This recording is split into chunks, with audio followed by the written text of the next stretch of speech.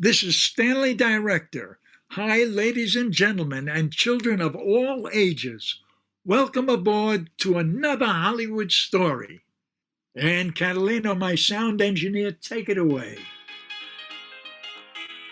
I'm somebody who finds it difficult to get on a bandwagon. Hi, my name is Bandwagon Bob. But Monday, August 11th, 2014, it was a very stressful day for me.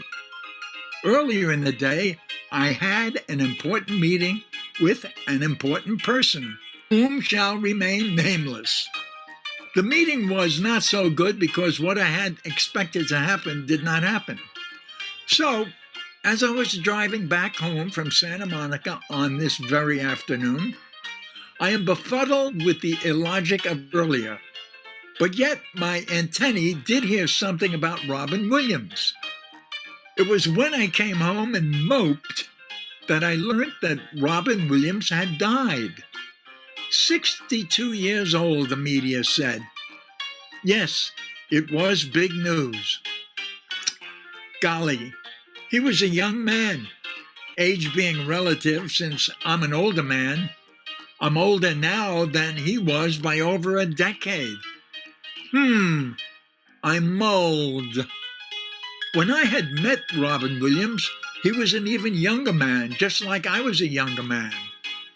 I was a married man and an actor, writer, and nobody was breaking my door down to give me jobs in a business I loved, and I had fantasized about being part of since childhood, while I attended the Loews Pitkin Theater in Brownsville, Brooklyn, in New York City, wearing brown corduroy knickers. I was an unknown then, as I am now.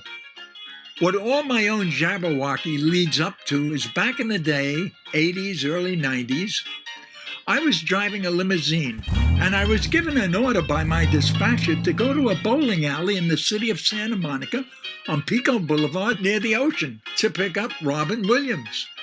Back then, Robin was a big star already. What was he doing in a bowling alley, I mused? Why wasn't he instead in, say, a swanky, ritzy French restaurant like l'Orangerie? The latter was the watering hole of choice for celebs and rich people. I once took Glenn Ford there, and I saw Elton John at another time hanging around. I pulled into the bowling alley parking lot and locked my company limousine and went into the bowling alley, which was kind of busy. I shortly spotted Robin with a couple of people, a guy and a gal, although there may have been one or two others. Funny, as I think in retrospect, at that moment in time, there was a dryness to my meeting with him. Nothing at all colorful or memorable to click my mind except the ordinariness of the situation. Did Robin's eyes flash or sparkle? I do not recall. Mine, for some reason, did not either. Robin struck me right off the bat as a quiet, gentle, introverted person, instead of the outgoing clown he was always hyped to portray. You know, by the publicity and performances that he's done on television. I introduced myself quickly. He may have grinned a moment, obviously preoccupied by his company. But he was cordial in those moments.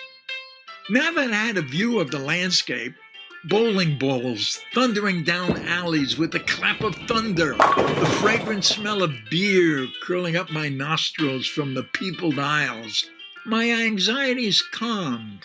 I now surmised, as Sherlock Holmes would, that perhaps Robin Williams had been bowling with his friends, or on further speculation that perhaps he stopped off at the bowling alley for a social visit before Stan had arrived.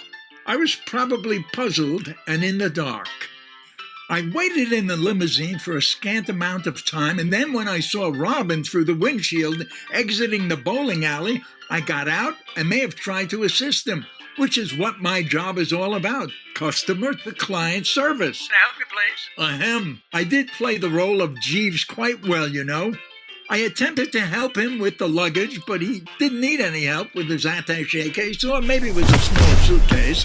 I opened the passenger door and he hopped in.